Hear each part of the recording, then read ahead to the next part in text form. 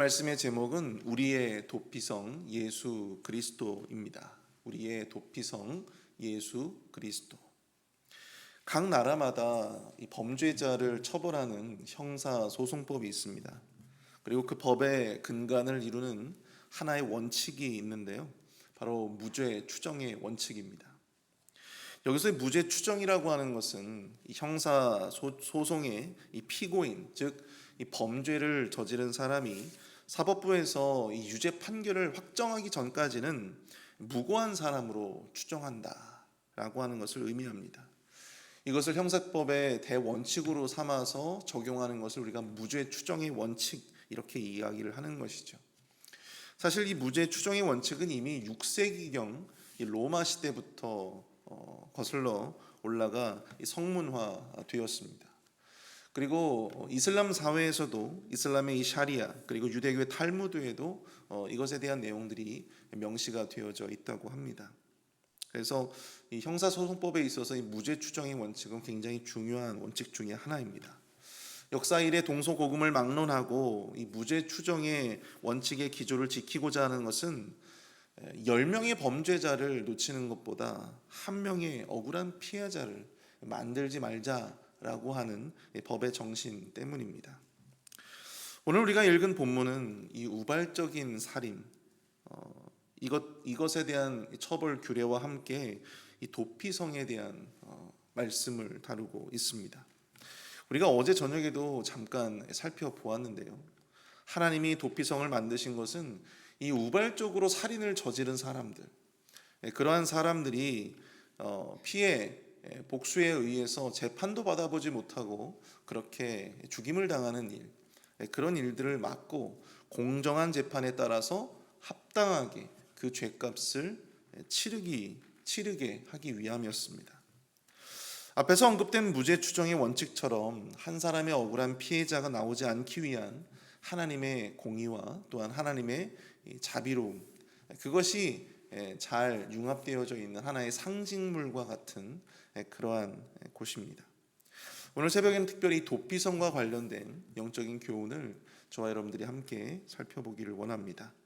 첫 번째로, 도피성은 무조건적인 죄의 용납이나 용서가 아니라고 하는 것입니다.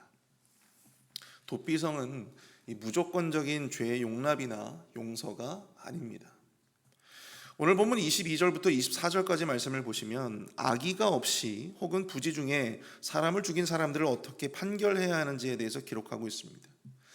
우연히 사람을 밀치거나 또 기회를 엿봄이 없이 무엇을 던져서 사람이 죽게 될 때, 돌을 던진다든지 무엇을 던져서 그 사람이 죽게 되었을 때 그 안에 악의가 없었다면 그 죄인에 한해서 피해자 가족들의 복수를 허용하지 않고 도피성에 그 범죄자가 거주할 수 있었다라고 하는 사실입니다. 아무리 억울해도 피해자의 가족들은 사사로이 피해 복수를 할 수 없었습니다. 이것만을 놓고 본다면 도피성은 피해자 가족의 입장에서 볼 때는 참 가혹한 처사가 아닐까 생각을 해봅니다. 그러나 깊이 생각해 보면 그 죄인의 입장에서 도피성에 거주하는 것도 그리 쉬운 일은 아니었을 것이라 생각해 볼 수 있습니다.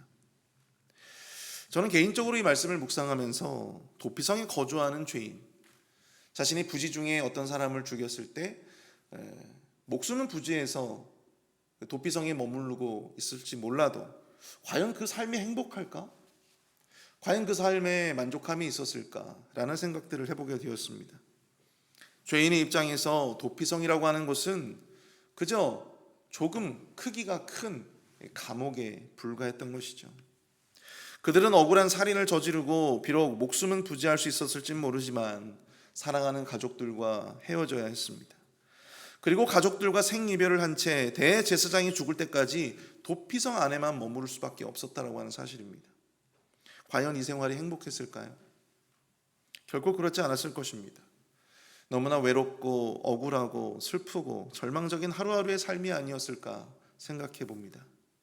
사랑하는 부모와 또한 아내와 남편, 또 자녀들을 만나지도 못하고 이 언제 끝낼지 모르는, 언제 끝날지 알 수 없는 기약 없는 하루하루를 보내야 한다고 생각해 보십시오.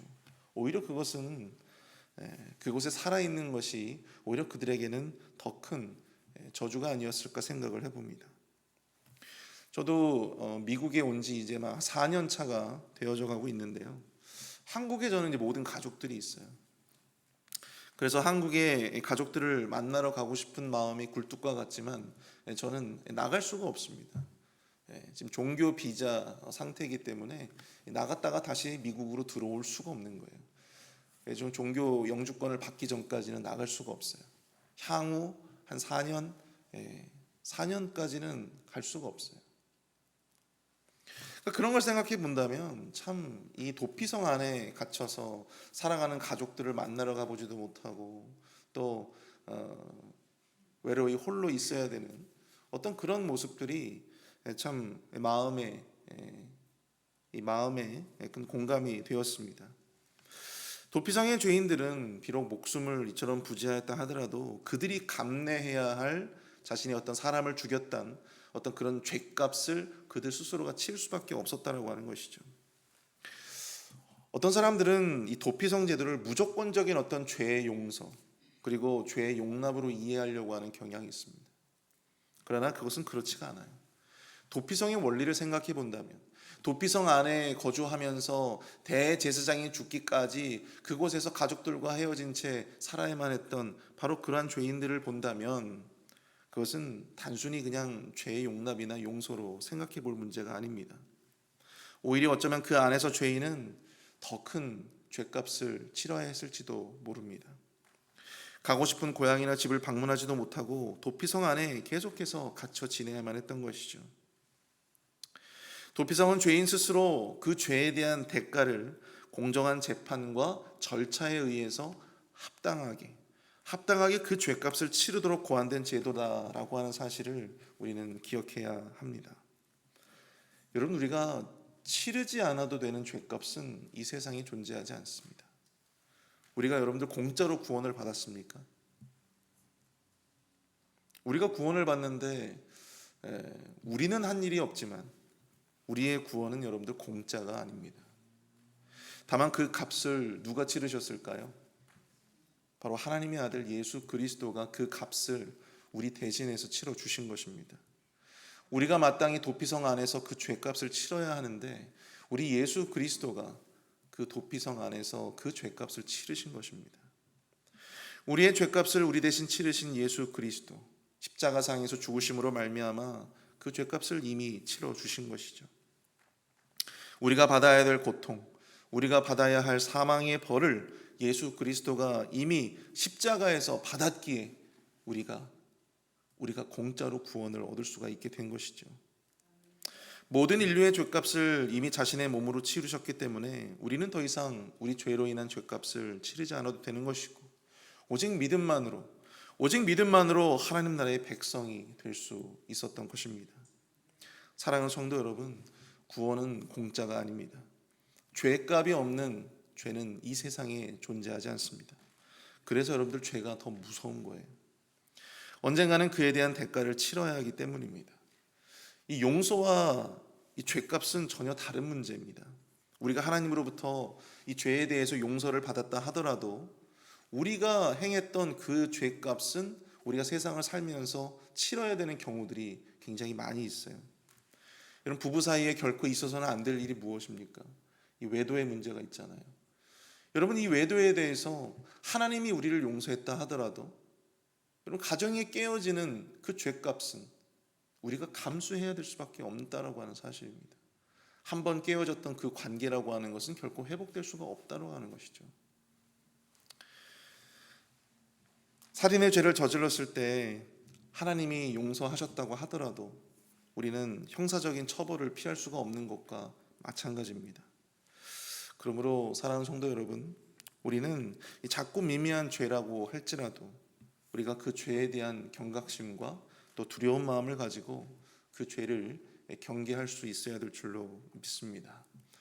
두 번째로 도피성은 오직 예수 그리스도 안에서만 참 자유를 얻을 수 있음을 보여주고 있습니다. 도피성은 오직 예수 그리스도 안에서만 우리가 참 자유를 얻을 수 있다라고 하는 것을 보여줍니다.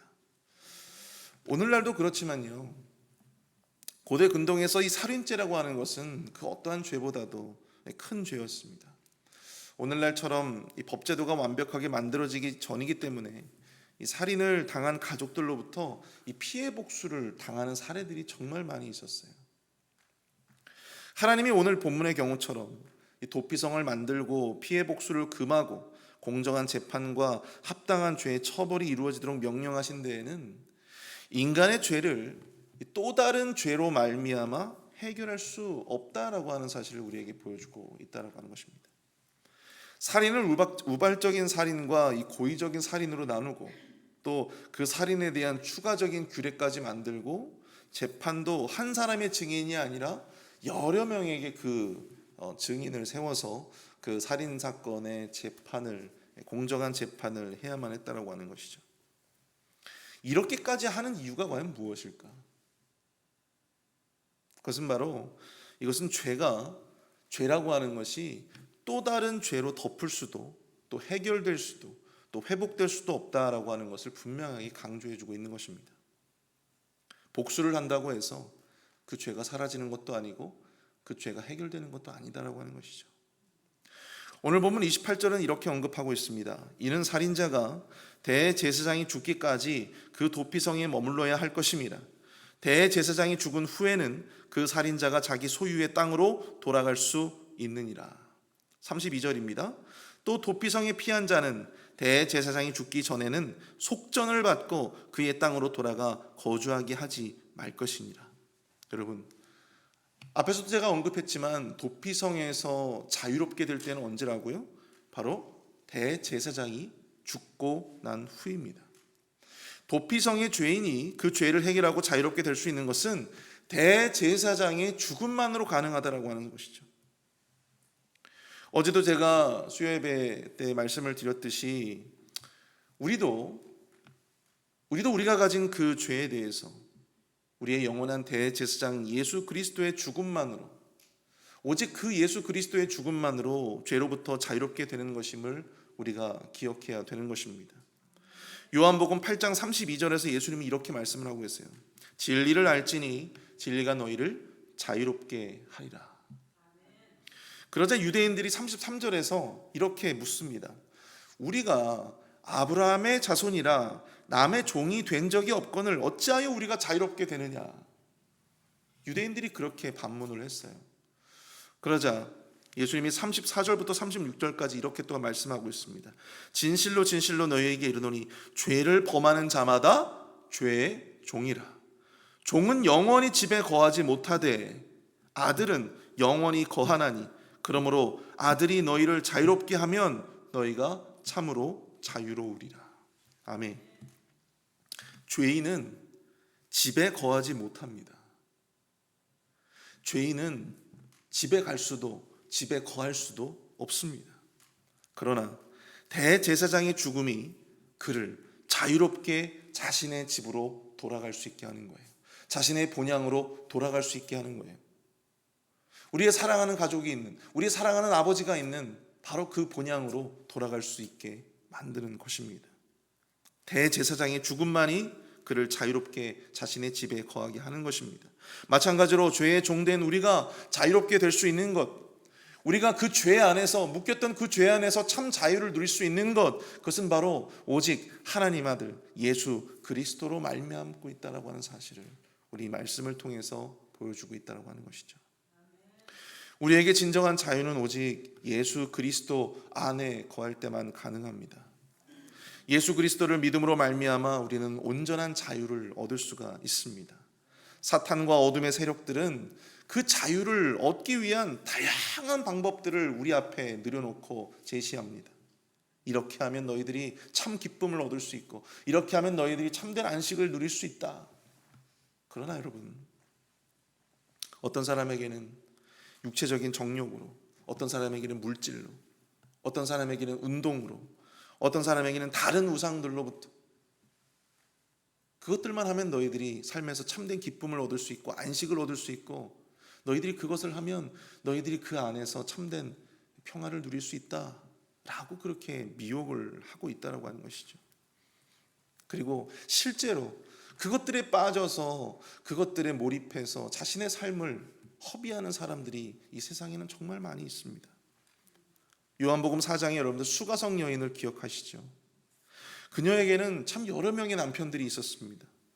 그녀에게 남자라고 하는 것은, 남편들이라고 하는 것은 그녀에게 진정한 자유를 줄 수 있는 존재로 여겨졌어요.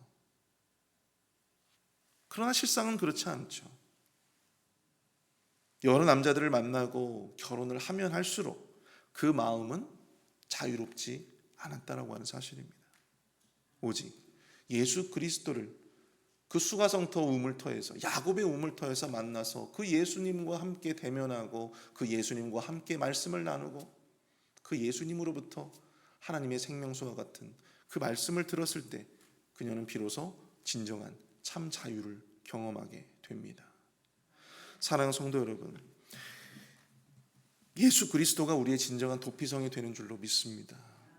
오직 예수 그리스도 안에서 우리가 참 자유를 얻고, 오직 예수 그리스도 안에서만 우리가 참 평안을 누릴 수가 있고, 또한 참 기쁨을 우리가 예수 그리스도를 통해서 누릴 수가 있는 것입니다. 여러분, 구약의 도피성도 우리에게 영원한 도피성이 될 수 없습니다.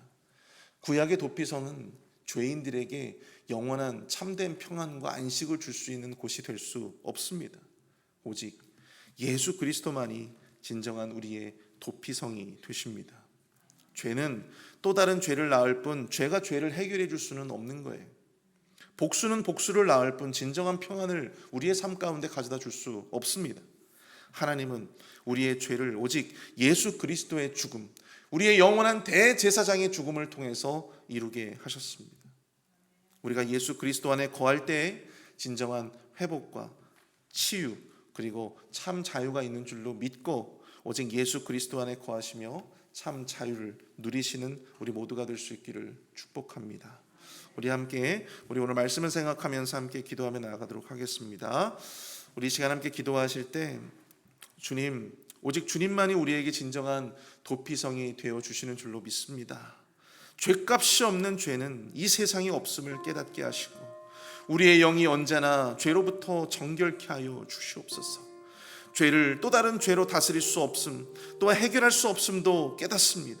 오직 예수 그리스도 안에 거할 때에만, 오직 말씀을 따라 말씀 안에 거할 때에만 진정한 자유와 참된 안식이 있음을 깨닫고 오직 예수 그리스도 안에 거하는 삶이 되게 하여 주옵소서. 우리 함께 마음을 모아 합심해서 기도하도록 하겠습니다.